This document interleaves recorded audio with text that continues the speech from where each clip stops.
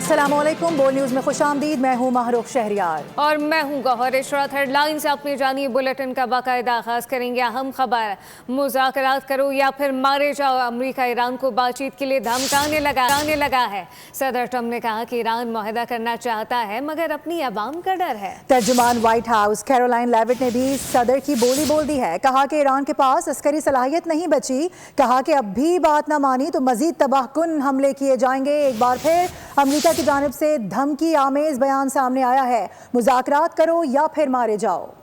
America ने फतह का ढोल पीटना जारी रखा। सदर हों या दीगर हुक्काम, सबका लहजा जारहाना है। डोनाल्ड ट्रंप ने ईरान को मुज़ाकरात के लिए धमकी दी। तर्जुमान व्हाइट हाउस कैरोलाइन लेविट के अल्फाज भी धमकियां आमेज रहे। मुज़ाकरात और मुआहदे के लिए अमेरिका की जानिब से ईरान को कुछ नुकात पेश किए गए हैं जिन पर ईरान रजामंद दिखाई नहीं देता।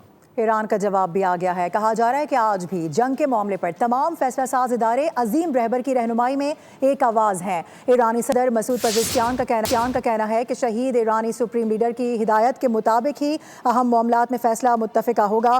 बोले कि ईरान के तमाम इदारे इत्तेहाद और हम आहंगी के साथ काम कर रहे हैं। ये इत्तेहाद मौसर इंतज़ाम, बहरानों से निकलने और कौमी मफादात के तहफ़्फ़ुज़ के लिए मजबूत बुनियाद है। ईरान अमरीकी और सहूनी इत्तेहाद के खिलाफ हार मानने को तैयार नहीं। ज़मीनी हमले के पेश नज़र खारक जजीरे पर बारूदी सुरंगें बिछा दी। पासदारान इनकलाब ने दावा किया कि खत्ते में तमाम अमरीकी अड्डे तबाह कर दिए हैं। वज़ीर ख़ारजा अब्बास इराक़ची ने कहा कि खत्ते के ममालिक अमरीका से फासला रखें। अमरीकी दावों और धमकियों के बावजूद ईरान का अज़्म ऊंचा रहा। वज़ीर ख़ारजा अब्बास इराक़ची ने कहा है कि अमेरिका के साथ किसी किस्म की बातचीत नहीं हो रही। अमेरिका अपने जंगी मकासद हासिल करने में नाकाम हो चुका है। एक इंटरव्यू में उन्होंने दावा किया कि अमेरिका ईरान के खिलाफ फौरी कामयाबी और हुकूमत की तब्दीली जैसे अहदाफ हासिल करने में नाकाम रहा।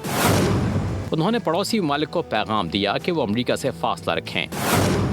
मजीद कहा, ईरान ने अपने दोस्त ममालिक को आबनाए हुर्मुज़ से गुजरने की इजाज़त दी है, जिनमें चीन, रूस, पाकिस्तान, भारत और इराक़ शामिल हैं, जबकि दुश्मन ममालिक के लिए ऐसी कोई गुंजाइश नहीं। दूसरी जानब ईरानी पार्लियामेंट के स्पीकर मोहम्मद बाकर गालिबाफ ने दावा किया है कि इंटेलिजेंस इत्तलात के मुताबिक अमेरिका एक मुल्क के साथ मिलकर किसी ईरानी जजीरे पर कब्जे की मनसूबाबंदी कर रहा है। उन्होंने खबरदार किया कि ईरानी मुसल्लह फ़ौज दुश्मन की नक़्ल हरकत पर कड़ी नज़र रखे हुए हैं। उधर अमेरिकी मीडिया ने रिपोर्ट किया है कि ईरान ने खारक जजीरे पर मुमकिन हमले के पेश नज़र दिफाई तैयारियां तेज कर दी। रिपोर्ट्स के मुताबिक जजीरे पर बड़ी तादाद में रॉकेट्स पहुंचा दिए गए, जबकि साहरी इलाकों में बारूदी सुरंगों की तनसीब भी जारी है। ये भी वाज़े कर दिया गया है कि जंग बंदी का फैसला सिर्फ और सिर्फ तेहरान की शराइत पर ही होगा।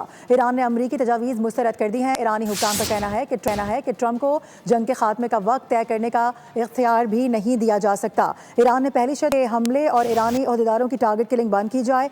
जंग के दोबारा आगाज़ को रोकने के ठोस और जमानत शुदा इकदाम भी किए जाएँ। ईरान में जंग के नुकसानात का तयन और अदायगी की जमानत भी दी जाए। ईरान के खिलाफ जारहत और खित्ते में दीगर मज़ाहमती ग्रुप्स के खिलाफ जंग को रोका जाए। इसके अलावा आबनाए हुर्मुज़ पर ईरान की खुद मुख्तारी को मिनोअन तस्लीम किया जाए। ईरान अपना जौहरी प्रोग्राम मुकम्मल तौर पर ख़त्म करे। अफज़ूदा यूरेनियम का ज़ख़ीरा IAEA के हवाले किया जाए। मिसाइल प्रोग्राम महदूद करे। आबनाए हुर्मुज़ को हर किस्म की रुकावट से आज़ाद रखा जाए। अमरीका की जानिब से ईरान को दी गई तजवीज़ मंज़र आम पर आ गई हैं। तजवीज़ में मज़ीद कहा गया कि देखते हैं क्या हुआ इस रिपोर्ट में। ईरान अमरीका जंग मुज़ाकराती मराहिल में दाखिल। अमरीका की 15 और ईरान की 5 शराइत सामने आ गईं। अमरीकी खबर एजेंसी ने अमरीका की 15 शराइत की तफसीलात बता दी। खबर में 2 पाकिस्तानी और 1 मिस्री ओहदेदार का हवाला दिया। अमरीका ने ईरान को वाज़े किया कि ईरान अपना जौहरी प्रोग्राम मुकम्मल ख़त्म करे, जौहरी मिसाइल प्रोग्राम का खात्मा करे, अफज़ूदा यूरेनियम का ज़ख़ीरा IAEA के हवाले करे, खित्ते में अपनी प्रॉक्सीज को फंडिंग बंद करे, अपना मिसाइल प्रोग्राम, रेंज और मिक़दार दोनों को महदूद करे। तजावीज़ में ईरान पर पाबंदियों में नरमी भी शामिल है। आबनाए हुर्मुज़ को खोलना भी अमरीकी तजावीज़ में शामिल। ईरान और अमरीका के दरमियान सिविलियन जौहरी ताउन भी तजावीज़ में शामिल। अमरीका ने पेशकश की कि अपने सिविलियन न्यूक्लियर प्रोग्राम को आगे बढ़ाने के लिए अमरीका से मदद ले। और आपको ये बताएं कि मुमकिन मुज़ाकरात के पेश नज़र अमरीका और इसराइल ने चंद ईरानी रहनुमाओं को हिट लिस्ट से निकाल दिया है। इन 4 से 5 शख्सियात में वज़ीर ख़ारजा अब्बास अराग़ची, स्पीकर मोहम्मद बाकर कालिबाफ और दीगर भी शामिल हैं। रिपोर्ट के मुताबिक ये इक़दाम डोनाल्ड ट्रंप की जानिब से जंग के खात्मे के लिए आला सतही मुज़ाकरात की राह हमवार करने के तनाजुर में किया गया है। हुकाम की राय है कि अमरीका और ईरान की शराइत में बड़े इख्तलाफात के बायस इन मुज़ाकरात की कामयाबी के इम्कानात कम हैं। पाकिस्तान ने इनकलाब का एक और अमरीकी जंगी जहाज तबाह करने का दावा सामने आ गया है। बयान में कहा कि अमरीकी F-18 तैयारा निशाना बनाया गया, जबकि F-18 तैयारे को निशाना बनाया है। ये बड़ा दावा है। दूसरी जानिब इराक में ईरानी हिमायत याफ्ता ग्रुप ने अमरीकी अड्डे पर ब्लैक हॉक हेलीकॉप्टर को FPV ड्रोन से निशाना बनाया। ग्रुप ने वीडियो भी जारी कर दी है। अमरीकी सेंटकॉम ने ईरानी दावे की तरदीद कर दी, कहा कि हमारा कोई तैयारा हिट नहीं हुआ। आपको बताएं कि पासदारान इनकलाब का ऑपरेशन वादा सादिक 4 के तहत हमलों की 81वीं लहर। ईरान ने जदीद और हज़ारों टन वजनी मिसाइल इसराइल पर दाग दिए हैं। आपको ये भी बता दें कि हुदैरा पावर प्लांट को निशाना बनाया गया है। धुएं के स्याह बादल छा गए। हमले के बाद कई बड़े शहर अंधेरे में डूबते हुए भी नजर आए। पाकिस्तान में ईरानी और अमरीकी ओहदेदारान की मुलाकात का जुमे को इम्कान है। ये इंकशाफ एक आला पाकिस्तानी ओहदेदार की जानिब से सामने आया। अमरीकी मीडिया से गुफ्तगू में कहा गया कि मशरिक़ वस्ता में तनाज़ात के हल के लिए पाकिस्तान तमाम फरीकों से राब्ते में है। सरबरा IAEA राफेल ग्रॉसी ने भी अमरीका ईरान मुज़ाकरात रवां हफ्ते इस्लामाबाद में होने का इम्कान ज़ाहिर किया है, जिसमें न्यूक्लियर इशू के अलावा वसी उमूर पर गुफ्तगू होगी। इसके अलावा भी एक और अहम मुलाकात का जिक्र करेंगे। वज़ीर आज़म शहबाज शरीफ से चीन के सफ़ीर जियांग ज़ीडोंग ने वज़ीर आज़म हाउस में मुलाकात की है और ये बताया जा रहा है कि इस मुलाकात में चीनी सफ़ीर ने पाकिस्तान की माशी बेहतरी और इस्लाहात को सराहते हुए तिजारत और सरमायाकारी में ताउन बढ़ाने के अज़म का इआदा किया है। वज़ीर आज़म ने इलाकाई सूरत हाल पर गुफ्तगू करते हुए ख़ित्ते में कशीदगी कम करने और बाहमी दिलचस्पी के उमूर पर करीबी ताउन जारी रखने पर भी इत्तफ़ाक़ किया है।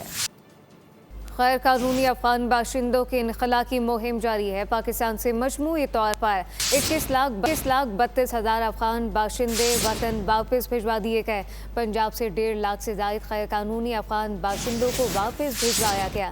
तोरखम बॉर्डर की बंदिश के दौरान 936 गैर कानूनी अफगान बाशिंदों को चमन बॉर्डर से वापस भिजवा दिया गया। आज से तोरखम बॉर्डर खोल दिया जाएगा। वज़ीर आज़म शहबाज शरीफ के बानी PTI के खिलाफ हर्जाने के दावे की समाअत हुई। एडिशनल सेशन जज यलमाज खनी ने समाअत की।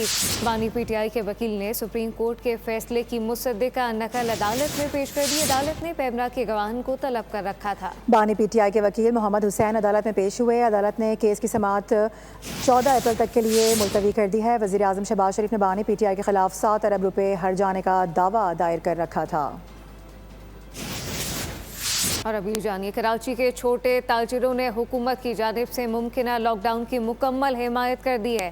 सिंध ताजिर इत्तेहाद और अलाउंस मार्केट के रहनुमाओं ने कहा कि हुकूमत अगर लॉकडाउन लगाती है तो ताजिर बिरादरी से तस्लीम करेगी। हुकूमत के इक़दाम मुल्क में तमन्नाई की बचत के लिए हैं। विफाक के साथ सिंध हुकूमत अगर रात 8 बजे का कारोबार बंद करने का फैसला करती है तो उसे भी माना जाएगा। समझता हूँ आप जो इस वक्त इक़दाम करने जा रहे हैं लॉकडाउन के हवाले से, पाकिस्तान की 25 करोड़ आवाम और बिजनेस कम्युनिटी को इस बात की यकीन दहानी कराती है कि हम सिंध गवर्नमेंट के साथ खड़े हैं। सिंध गवर्नमेंट जो फैसला लेगी, कराची और सिंध जो है उसको मनोमन तस्लीम करेगा।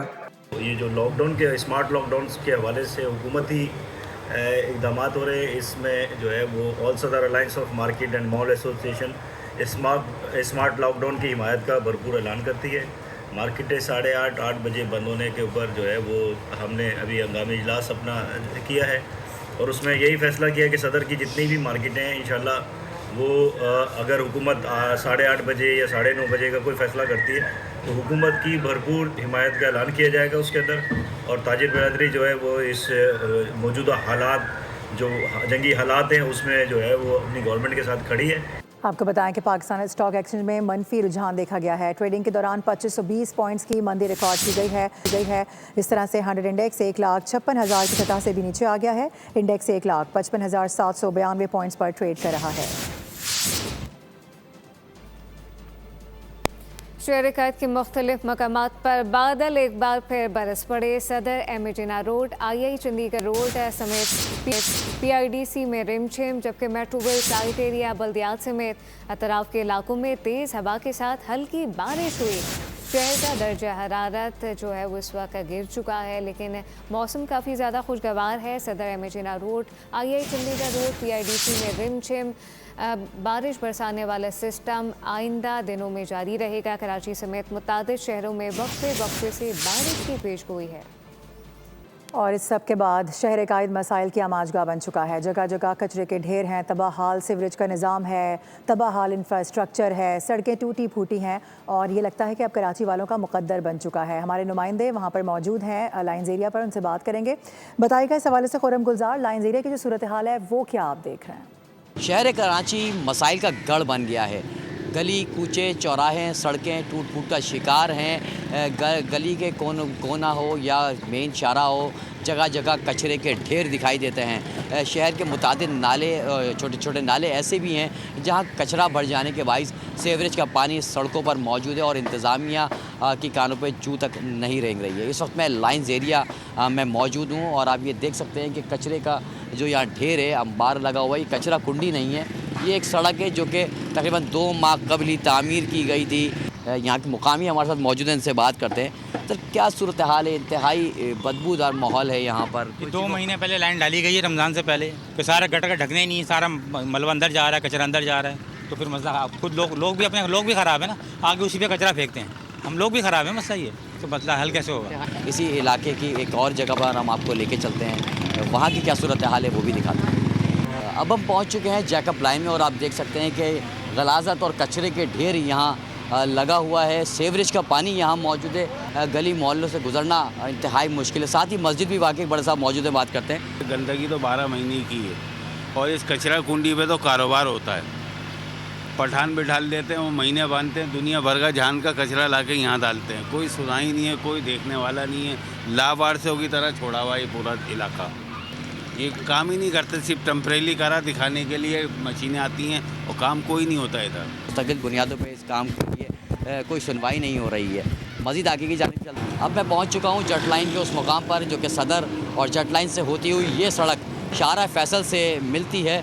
आप देख सकते हैं मेन सड़क पर बड़े बड़े गड्ढे मौजूद हैं, लेकिन यहाँ जो है हम देख रहे हैं कि कोई इंतज़ामिया मौजूद नहीं है। मेन सड़क के ऊपर ये कचरे के डस्टबिन यहाँ रखे गए हैं क्योंकि कचरा उठाने वाला कोई अमला वहाँ आता नहीं है। और इसी तरह ये जो शारा है टूट फूट का शिकार है, उनकी वजह से ये शारा बहुत छोटी सी होकर रह गई है और किसी भी बड़े हादसे का सबब भी बन सकती है। जी, सब्सक्राइब करें और बेल दबाएं ताकि कोई खबर रह न जाए।